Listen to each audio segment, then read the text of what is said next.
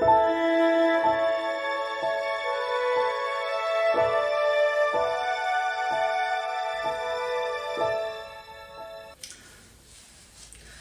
pessoal, tudo bem?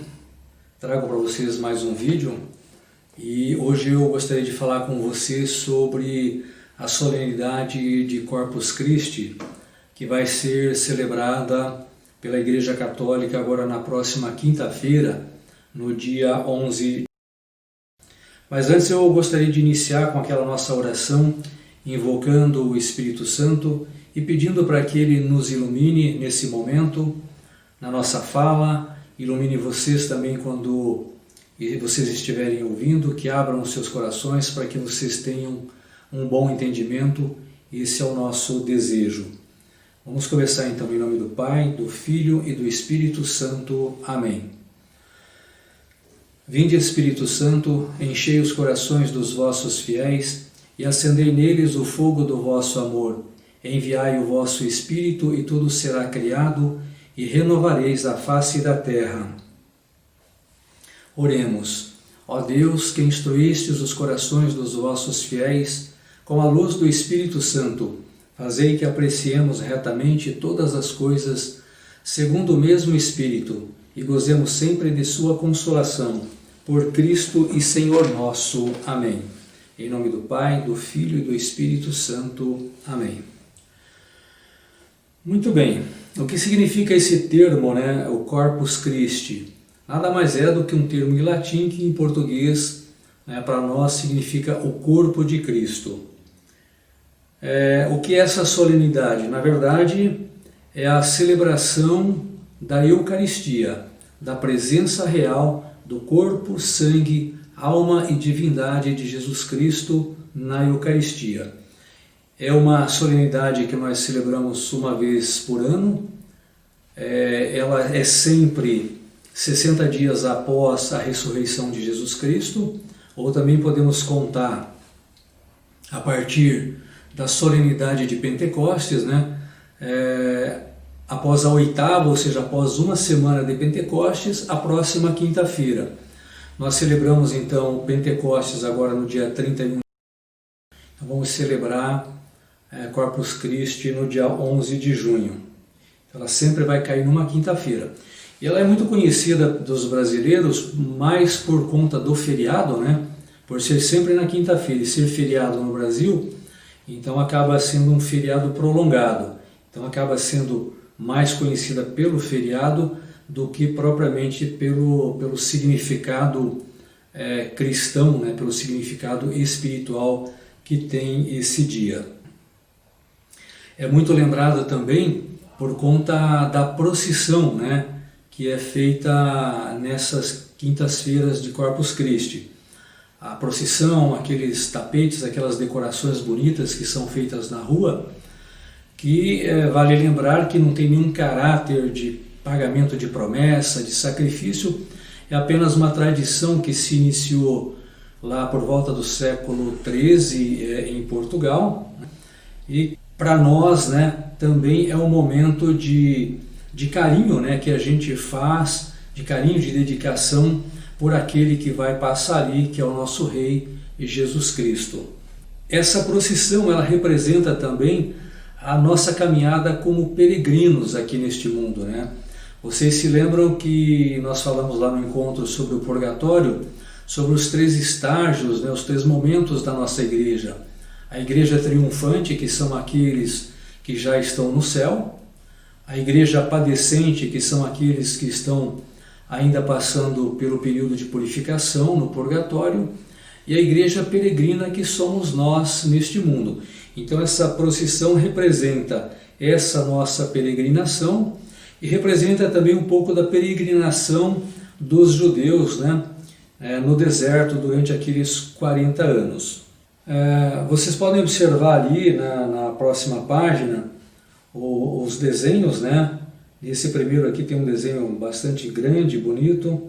Então, normalmente são representações de objetos litúrgicos, de imagens principalmente relacionados à Eucaristia, né? O cálice, a hóstia, Jesus ressuscitado e assim por diante. Na outra tela vocês veem ali o desenho do lado esquerdo, né? Jesus ali conversando com as crianças, e mais acima vocês verem no cálice, né, com a hóstia, aquela inscrição de JHS. JHS em português, e vocês podem ver também em algumas situações o IHS, que é em latim, então que significa Jesus, Salvador dos homens. Alguns dizem Jesus, humano e santo, né? Mas o correto é Jesus, Salvador dos homens. Essa inscrição JHS ela foi feita, né, por Santo Inácio de Loyola, que foi o fundador daquela ordem dos jesuítas. Eu coloquei também o brasão do Papa Francisco, né, porque o Papa Francisco ele é da ordem dos jesuítas, né? E no brasão dele vocês observam aí que ele colocou a inscrição IHS, que é em latim, né? Esse brasão todos os papas têm, cada um faz o dele, todos são muito parecidos, e tudo que tem ali nesse brasão, né, tem um significado. Vocês veem, ele começa de cima para baixo, tem a mitra, né, que é aquilo que ele coloca na cabeça, as duas chaves, a chave de ouro, a chave de prata, o símbolo de Jesus, Salvador dos homens, que está dentro ali de um sol brilhante, né? Mais abaixo nós temos a estrela, que representa a Virgem Maria. Ele quis demonstrar a fé que ele tem na Virgem Maria. Mais à direita nós temos ali a flor de nardo, né? Enfim, tudo ali tem uma representação. A flor de nardo representa a fé em São José. Isso aí depois vocês podem, né, com mais calma, investigar ali na internet, que tem tudo bem detalhado. Mais à direita, do lado em cima, nós temos ali uma pessoa confeccionando os desenhos, né? Isso é sempre feito com muito carinho, com muito cuidado, e é sempre feito na madrugada. Como é um desenho feito à base de pó de serra, né? Então no dia anterior eles fazem toda a preparação, pintam o pó de serra de acordo com as cores que eles vão utilizar, e durante a madrugada eles começam a fazer o desenho. Não fazem antes porque o vento, né, pode danificar os próprios pessoas, né, de má fé, vão lá e estragam, então já é feito de madrugada, um pouco antes ali do início da celebração, que acontece aí logo nas primeiras horas. E do lado direito, a imagem mais abaixo, vocês veem ali o padre, né, carregando o ostensório. O ostensório é aquele suporte, né, em forma de um sol, onde vai a Eucaristia ali dentro. Então é chamado de ostensório. Vocês observam que o único que pisa ali no tapete, nos enfeites, é o padre, que está levando Jesus Eucarístico, né? Então somente quem vem atrás é que pode depois pisar sobre aquele tapete, mas o primeiro que passa ali é o padre com o Jesus Eucarístico. Vocês observam também que tem ali 4 coroinhas, ou segurando 4 hastes com um tecido em cima. Esse tecido, o nome dele é pálio, é uma cobertura que não é para tampar o sol, né, para o padre, nada. É uma coisa também feita em respeito ao sagrado, né, que está sendo conduzido ali. Então o pálio, né, que vem do latim palium, que significa capo ou manto, né? Muito bem, como que a gente percebe isso na Bíblia, né? Jesus disse, né, lá em João, no capítulo 6, eu sou o pão vivo que desceu do céu. Se alguém comer deste pão, viverá para sempre. E o pão que eu der é a minha carne, que eu darei pela vida do mundo. Disputavam, pois, os judeus entre si, dizendo, como nos pode dar este a sua carne a comer? Jesus, pois, lhes disse, na verdade vos digo, que se não comeres a carne do Filho do Homem, e não beberdes o seu sangue, não tereis vida em vós mesmos. Aqui, nesse momento, nessa passagem, ainda não é a instituição da Eucaristia. A instituição da Eucaristia foi feita por Jesus Cristo na Quinta-feira Santa, durante a ceia lá no cenáculo. Lá é que ele disse: tomai e comei, né? Este é o meu corpo. Depois, com o vinho, ele disse: tomai e bebei, este é o meu sangue que será derramado por vós. E é a partir desse momento, desse ponto, que nós temos como o centro da nossa fé a Eucaristia. Nós temos como maior mistério da nossa fé a Eucaristia. E como que a gente pode entender, né, esse Cristo eucarístico, né, Cristo vivo ali na Eucaristia, em corpo, sangue, alma e divindade? Isso é um fenômeno que a Igreja chama, né, de transubstanciação, ou seja, a mudança de substância.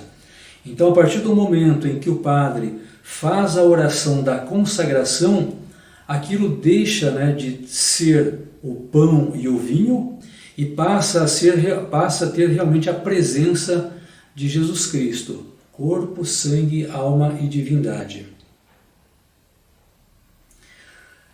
Quando as palavras da consagração são pronunciadas pelo sacerdote sobre o pão, a substância deste muda ou se converte totalmente em substância do corpo humano de Jesus. No momento da consagração, a presença de Jesus Cristo se multiplica. Não importa quantas partículas, ou seja, quantas hóstias, sejam consagradas no momento. Consagrando uma, consagra-se todas que estão ali presentes. E é muito importante, dentro desse mistério da nossa fé, que a gente entenda que quando o padre está fazendo a consagração, é o próprio Jesus Cristo que está ali. São, né, os mistérios dos sacramentos. Todos os sacramentos, o sacramento da Eucaristia, o sacramento do batismo, o sacramento da reconciliação, nós temos que ter em mente, ter a fé de que esse sacramento é o próprio Jesus Cristo que está nos dando. O padre ou, né, aqueles que a Igreja determina apenas representam o próprio Jesus Cristo. Então, no sacramento, por exemplo, da reconciliação, não é o padre que perdoa, mas é o próprio Jesus Cristo, ali na pessoa do padre, é quem está perdoando. E assim é a Eucaristia, é o próprio Jesus Cristo que está presente ali. Por isso que quando o padre termina a consagração, né, ele diz: eis o mistério da nossa fé. Muito bem, eu vou deixar na sequência 2 vídeos, né, onde eu gostaria que vocês vissem com atenção, e depois vocês podem também pesquisar na internet, tem um farto material sobre os milagres eucarísticos, né? O que são os milagres eucarísticos? São milagres que aconteceram com a hóstia e com o vinho consagrado. Em algumas situações, por falta de fé de algumas pessoas ou até do próprio padre, do próprio sacerdote, Jesus se manifestou com esses milagres. O primeiro milagre eucarístico ocorreu por volta do ano 700, lá pelo século VI, que foi o milagre de Lanciano, milagre eucarístico de Lanciano. Lanciano é a cidade onde aconteceu esse milagre. Conta-se, né, vocês vão ver com maior detalhe depois no vídeo, mas conta-se que pela falta de fé do sacerdote, né, a falta de fé dele na presença real de Jesus Cristo, a hóstia, né, começou a sangrar e se transformou depois num pedaço de carne, né, e depois vocês vão ver que esses tecidos, né, de carne foram submetidos a análises da ciência, né, por cientista. Esse fenômeno ele está vivo até hoje. O milagre aconteceu por volta do ano 700, foi guardado até 1900, quando a ciência começou a ter condições de fazer essas pesquisas e a testar a veracidade ou não, né, desses acontecimentos. E vocês vão ver lá no documentário que mesmo depois de 1300 anos, né, aqueles tecidos ainda estavam vivos. Um outro que eu gostaria que vocês também assistissem é o Milagre Eucarístico de Buenos Aires. Em Buenos Aires isso aconteceu, vocês vão verificar, podem pesquisar na internet, quando o próprio bispo Mário Bergoglio, né, que é o atual Papa Francisco hoje, era bispo em Buenos Aires.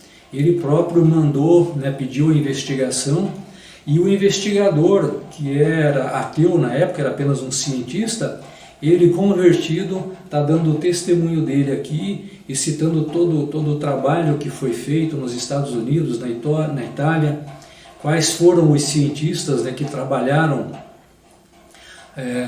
nessa investigação e o resultado que eles deram. É uma coisa assim esplendorosa, magnífica, é uma coisa realmente muito legal. Então peço que vocês acompanhem e verifiquem que realmente a ciência comprova que a nossa fé não está errada em adorar, né, o próprio Jesus Cristo Eucarístico e acreditar, né, piamente que ali está Jesus vivo, na sua forma de corpo, sangue, alma e divindade. Ok, pessoal, mais uma vez muito obrigado. Me coloco novamente à disposição de vocês para qualquer dúvida, para qualquer necessidade. Valeu, fiquem com Deus e um abraço a todos. Você conhece a origem desta celebração litúrgica tão importante para a nossa fé? Nossos correspondentes na Itália, Lízia Costa e Paulo Pereira, foram até a cidade de Bolsena para contar e mostrar onde tudo começou. Estamos a caminho de Bolsena, uma pequena e muito antiga cidade escondida entre as montanhas da Úmbria. Lá de cima a vista é ainda mais bonita. O lago, que tem o mesmo nome da cidade, é um dos maiores da Itália. Mas nós viemos aqui para a cidade de Bolsena para contar uma história muito importante para todos nós católicos. O milagre eucarístico que aconteceu aqui na Basílica de Santa Cristina e que deu origem à celebração do Corpus Christi. Dentro da Basílica, os sinais do milagre podem ser contemplados. A igreja em que tudo aconteceu é do IV século, dedicada à jovem mártir Santa Cristina. E foi neste local onde estava o corpo da santa que, durante a celebração de uma missa em 1263, que a hóstia consagrada ficou banhada de sangue. Sacerdote de Praga, um certo Pietro de Praga. Um sacerdote da Alemanha que tinha dúvidas sobre a presença real de Jesus na Eucaristia, decidiu fazer uma peregrinação até Roma para rezar. E passando por Bolsena, conheceu a história de Santa Cristina. E ali onde estava o corpo da santa, celebrou a missa. Mas durante a celebração, a dúvida o atormentou ainda mais. E enquanto pronunciava as palavras da consagração, isto é meu corpo e meu sangue, a hóstia se tornou sangue. Assustado, não conseguiu continuar a missa, levou o corporal para a sacristia e seguiu para a cidade vizinha de Orvieto, onde o Papa Urbano IV estava. Lá se confessou pela falta de fé e contou sobre o milagre, e o Papa pediu que levassem até lá, em Orvieto, o corporal ensanguentado.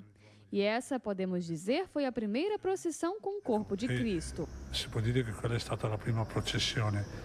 O corporal ensanguentado ainda hoje é conservado na igreja em Orvieto. Já quem vem rezar em Bolsena encontra o local onde tudo aconteceu. A pedra do altar com a marca do sangue, além de 3 outras pedras da escada, também marcadas pelo sangue que caiu enquanto o padre tentava juntar o corporal e levar para a sacristia. Por aqui, os olhos podem contemplar a verdade anunciada por Jesus. Isto é o meu corpo e meu sangue. Come il dubbio di Tommaso è stata l'occasione. Assim como a dúvida de Tomé, essa foi uma ocasião para que todos nós acreditássemos ainda mais. Podemos dizer que o questionamento deste padre foi muito útil, porque permitiu, antes de tudo, a instituição da festa de Corpus Christi, mas também porque reavivou a fé de tantos peregrinos ao longo dos séculos. E há 750 anos, estas ruas recebem, em toda a celebração de Corpus Christi, a procissão com o milagre eucarístico. Os fiéis mantêm a tradição que começou quando levaram o milagre eucarístico de Bolsena até Orvieto. A festa de Corpus Christi, instituída pelo Papa Urbano IV, pouco depois do milagre de Bolsena, é vivida com intensidade em todo o mundo. Dopodiché si snoda la processione. Daqui se espalhou pelo mundo também a tradição de fazer tapetes de flores, com desenhos e símbolos da nossa fé. E as ruas são enfeitadas, preparadas pelos moradores para receber a presença de Jesus na Eucaristia. Che porta il Santissimo Sacramento.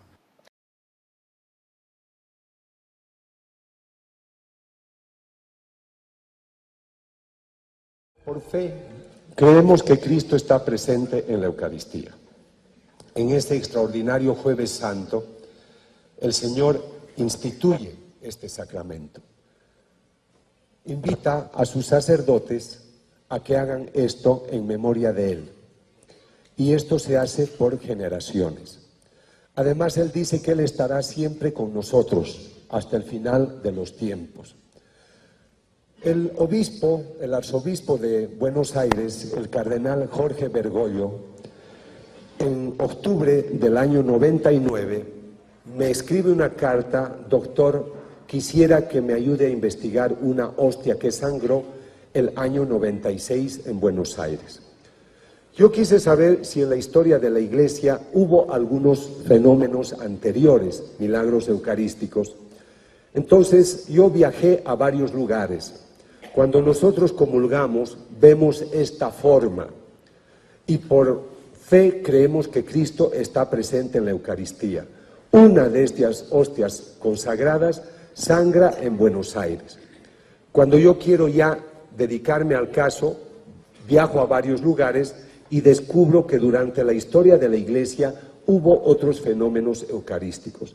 El primero que registra la historia de la Iglesia Católica ocurre en una población italiana, en Lanciano, a 200 kilómetros al este de Roma, donde un sacerdote, conocido como un miembro de la Orden de San Basilio, celebraba la Eucaristía y dudó si Cristo estaría presente. Cuando él dudó, la hostia empezó a sangrar. La hostia se consolidó en una sustancia sólida, carnosa, y se conservó durante muchos años, hasta el presente. Lo que era el vino se convirtió en una sustancia grumosa. Y la Conferencia Episcopal italiana pidió que el científico, el profesor Odoardo Linoli, estudiara este caso, y él demostró que la sangre, el vino convertido en sangre, correspondía a sangre humana de tipo AB. Y esto es interesante porque es el mismo tipo de la sangre que hay en la sábana santa. Y lo que era la carne, él definió como músculo del miocardio ventrículo izquierdo, o sea, músculo del corazón. Este es el primer caso reconocido por la Iglesia como milagro eucarístico. 5 siglos más tarde, en el siglo XIII, ocurre otro fenómeno de efusión de líquido sanguíneo. Hay un combate en España entre los musulmanes y los soldados españoles. El capellán celebra la Eucaristía para dar la comunión a 5 capitanes y él mismo iba a comulgar. Pero cuando él iba a dar la comunión, luego de la consagración, empieza el conflicto bélico. Entonces él toma el corporal y esconde las hostias consagradas en ese corporal. Cuando termina la contienda, él va a buscar el corporal y encuentra que todas las hostias habían sangrado. Los expertos dicen que es una muestra de un Dios vivo presente que obviamente se desangra al ver que sus hijos siguen matándose entre ellos. Esto ocurre en Daroca en 1239. Daroca está a 90 kilómetros de Zaragoza y si ustedes van pueden observar este caso. Orvieto es una ciudad en una zona que se llama la Umbría, cerca de Florencia, y en la Edad Media, particularmente en este momento también del siglo XIII, en ese sitio habían muchos conflictos porque habían poblaciones, pensadores que negaban la presencia de Cristo en la Eucaristía. En ese tiempo, un sacerdote, que se le conoce como Bruno de Bohemia, él dudaba si Cristo estaría presente en la Eucaristía. Entonces, para poder recibir la gracia de volver a creer, hizo un peregrinaje hasta Roma. Al regresar se queda en esta zona de Umbría, en un sitio que se llama Bolsena. Esto en 1263. Y él celebraba la Eucaristía cuando esta hostia empezó a sangrar, porque él volvió a dudar. Acá ustedes están viendo el corporal que se conserva hasta hoy. El Papa Urbano IV estaba en Orvieto, o sea, a 10 kilómetros de Bolsena. Cuando se enteró del caso, él quiso ver este corporal, si ustedes van al sitio también lo pueden ver hasta el día de hoy, y él, impresionado por lo que vio, estableció la famosa fiesta de Corpus Christi. Entonces, esta fiesta que tenemos hoy, nosotros, deriva de este milagro eucarístico. Ahora, Casia es una población también de la Umbría. Yo he viajado a todos estos sitios y acá me encuentro un documento que relata lo siguiente. En Casia había un sacerdote que empezó a perder devoción a la Eucaristía. Celebraba las misas de manera rutinaria, no tenía entusiasmo. Un día le llaman y le dicen: padre, hay un enfermo que necesita la Eucaristía, por favor llévele la comunión. El sacerdote va al tabernáculo, toma una forma y la coloca en un libro. Y el libro lo coloca bajo el sobaco y así lleva la comunión. Cuando él está delante del enfermo, abre el libro y descubre que la hostia estaba sangrando. Por eso ustedes pueden ver un cuadro blanco de papel, porque la hostia se pegó al papel y tuvieron que cortar la hostia con el papel. Los expertos hablan de la irreverencia que el sacerdote tuvo con esta forma y por eso hubo esta efusión. Pero si esto puede ocurrirle al sacerdote, también el laico puede ser muy irreverente. En el siglo XVI se ha ido imponiendo la teoría o la propuesta de Heinrich Enrico Zwinglio. Él decía que Cristo no estaba presente en la Eucaristía. Y hubo muchos combates. Habían esas épocas donde las personas formaban escuadrones militares para pelear por temas religiosos. Unos soldados entraron a la iglesia de Gorkum en Holanda. Uno de los soldados tomó las hostias del tabernáculo y las tiró al suelo. Cuando se acercó a una de ellas, la pisoteó. Cuando retiró el taco, él vio que la hostia que él había pisado tenía 3 orificios. Yo viajé a este lugar porque quería tomar una muestra de sangre para el análisis, pero las muestras son muy pequeñitas. Hoy se conserva esta forma en el Escorial, en España, porque los holandeses obsequiaron la hostia al rey de España. Y el último caso que veo es el de Finca Betania en Venezuela, donde el sacerdote colombiano Oti Aristizábal celebraba la Santa Misa y durante la elevación la hostia empezó a sangrar. El obispo del lugar, Monseñor Pío Belo Ricardo, un obispo jesuita, hizo las investigaciones, descubrió que esto era sangre humana, hubo una sanación importante de un médico que tenía cáncer a la próstata y se sanó milagrosamente. Entonces el obispo hizo un documento declarando esto como un caso sobrenatural. Estos son todos los antecedentes que tengo antes de iniciar mi investigación con el cardenal Jorge Bergoglio. Este cardenal es el actual arzobispo de Buenos Aires. Una persona se había acercado a comulgar recibiendo la Eucaristía en la mano y se le cayó. Cuando se le cayó no la quiso levantar la hostia y se salió. Otra persona levantó la hostia y la puso cerca del altar. Terminó la misa y el padre Alejandro toma la hostia, aquí está cuando yo lo he ido a entrevistar, y toma la hostia y la deposita en un recipiente con agua. Es norma de nuestra iglesia que si hay ese accidente se coloca la forma en agua porque cuando se extingue ya no hay la forma. En ese caso ya no está tampoco el Señor y esa agua la echan a una planta o a un jardín. Él quería hacer eso. Cuando a los 11 días, el 26 de agosto, él abre el tabernáculo para ver si ya se había disuelto la hostia, encuentra una sustancia rojiza en la hostia que además se ha difundido a toda la hostia. Entonces él se sorprende, habla con los 5 sacerdotes que han visto el caso, yo los he entrevistado, y a una señora que era ministro de la comunión, y ellos van donde el arzobispo para hacer un estudio, el 96. Y el obispo dice, mira, yo ya estoy renunciando, soy anciano, va a venir otro arzobispo, mejor que haga él el estudio. Entonces pasaron 3 años hasta el año 99, cuando me llaman para empezar la investigación.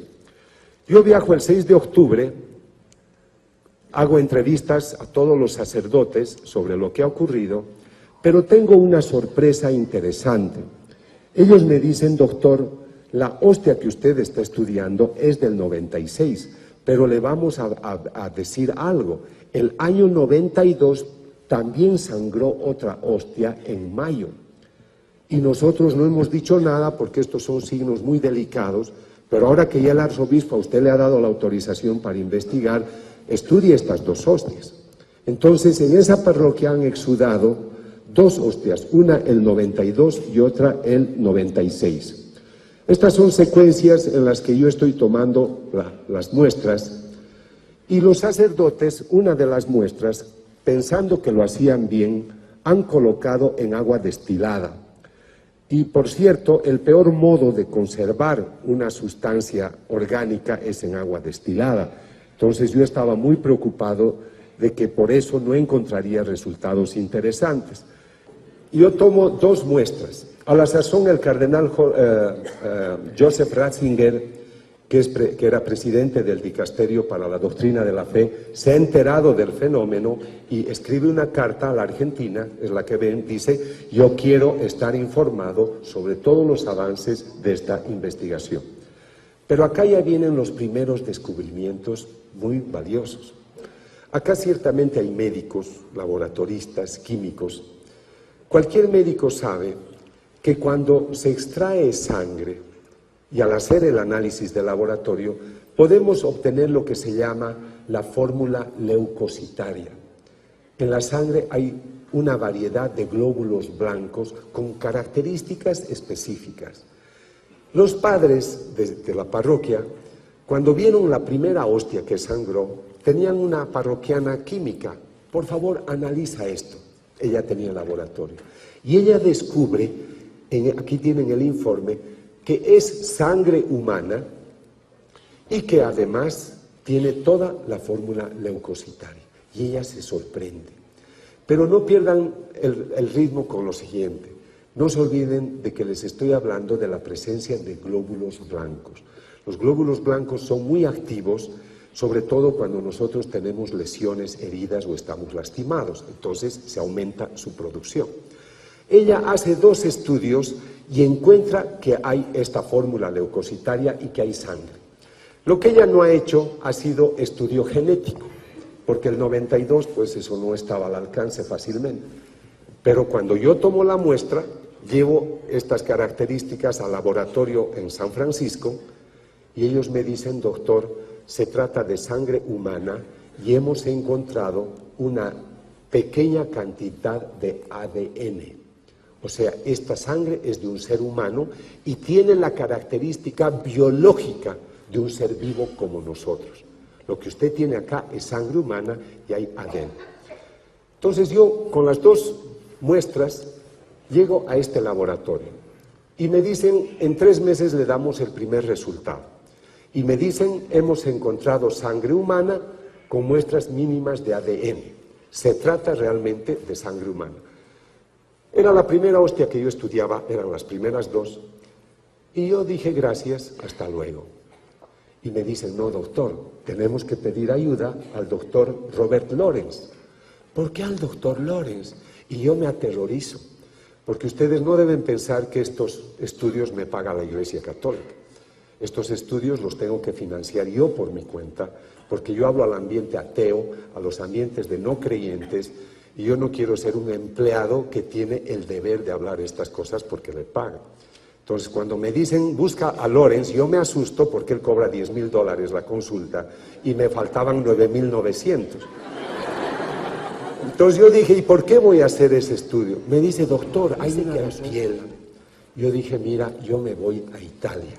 Y me fui a Italia el 2001 a buscarlo al profesor Odoardo Linoli, el que ha estudiado Lanciano, la primera hostia que han visto. Él mira mis muestras y dice: doctor, esto no es epidermis, o sea, no es piel humana, esto es probablemente tejido del corazón. Era lo que yo presentía cuando me dijeron que era posiblemente piel. El 2002, el profesor John Walker de la Universidad de Australia, de Sydney, él estudia la muestra y dice: tampoco esto es epidermis, contienen células musculares.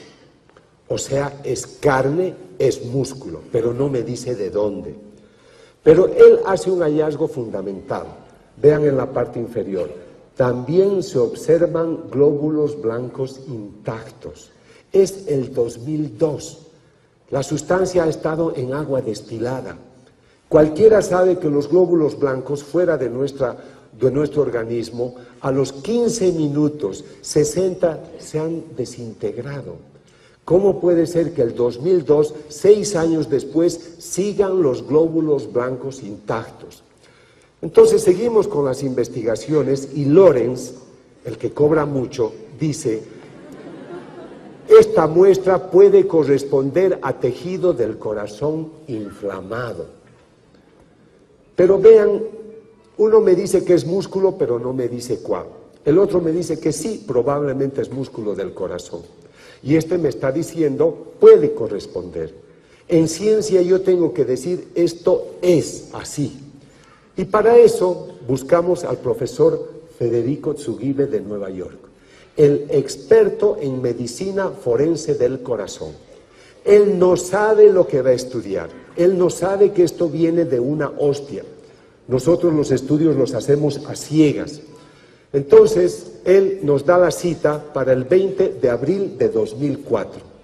Lo que va a estudiar es lo que ustedes están viendo. Ahora, en una secuencia viva, vean al profesor Lorenz que nos va a mostrar los glóbulos blancos. Él dice, estos son los glóbulos blancos que están viendo acá. Bueno, este es el profesor Linoli en su casa. El momento que nos va a decir, se trata acá probablemente de músculo del corazón. Pero prepárense porque acá viene lo hermoso de la noche. El profesor Tsugibe, repito, es el número 1 en medicina forense del corazón, y él está mirando por su microscopio.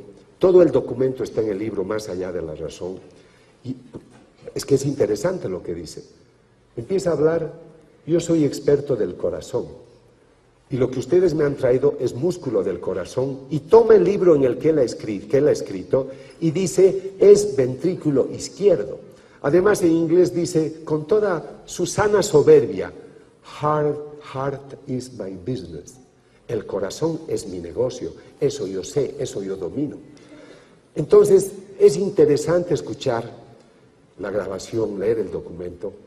Esto es mi negocio. Aquí ustedes me han traído sangre, músculo del corazón. Y él tiene un libro y en el libro dice, viene de este lugar. Pero ahora escuchen, su paciente ha sufrido mucho. Él no sabe que es una hostia. Doctor, ¿por qué ha sufrido mucho mi paciente? Porque su paciente tiene unas lesiones, tiene lo que se llaman trombos, y en algún momento él no podía respirar, no le llegaba oxígeno. Entonces él se fatigaba y ha sufrido mucho, porque cada aspiración era dolorosa. Eso le ha durado un tiempo. Posiblemente le han dado un golpe a la altura del pecho. Él además escribe eso en su informe. Posiblemente ha tenido un severo golpe a la altura del corazón. Pero ¿qué es lo que él ha encontrado? Se trata de carne y sangre, músculo del miocardio, ventrículo izquierdo. El corazón ha sufrido traumatismos y el corazón estaba vivo el momento que tomé la muestra. Acompáñenme a este momento, fíjense acá. Este es el instante en el que yo estoy tomando la muestra. Y él dice, el momento que el doctor Castañón tomó la muestra, el tejido estaba vivo. ¿Por qué, doctor? Porque hemos encontrado glóbulos blancos intactos. Y los glóbulos blancos son solamente transportados por la sangre. Entonces, si aquí hay glóbulos blancos, es porque el momento que usted tomó la muestra, esto estaba latiendo. Esto lo impresionó. Doctor Tsugibe, ahora le vamos a decir el origen de la muestra. ¿De dónde viene esto? No viene de un paciente como usted piensa.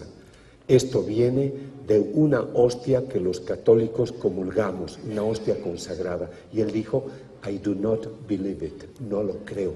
Y casi le da un infarto a él. Porque se impresionó el experto en carne, el corazón es mi negocio. Y se da cuenta de que ha encontrado todos los tejidos vivos igual que de un paciente que él tenía. Cuando él estaba viendo la muestra, toma un archivo, dicen, vean, tengo el caso de otro paciente que tiene las mismas lesiones que su paciente. Pero su paciente no ha muerto de infarto, el mío sí murió de infarto. O sea, yo quisiera que piensen, él está viendo todo un registro fisiológico, él no sabe que es de una hostia, pero él está describiendo toda la naturaleza, es músculo del miocardio. El miocardio es el músculo que le hace latir al corazón y da vida a todo nuestro organismo. Por eso el teólogo que me asesora en Colombia dice, doctor, aquí hay además un simbolismo. ¿Usted por qué no ha encontrado otra zona del corazón? El Señor ha mostrado su miocardio porque Él es el corazón de su iglesia, Él le da vida a su iglesia. ¿Y por qué ha encontrado el ventrículo izquierdo? Allá llega la sangre purificada, porque Jesús es el que limpia los pecados, es el que purifica a su iglesia.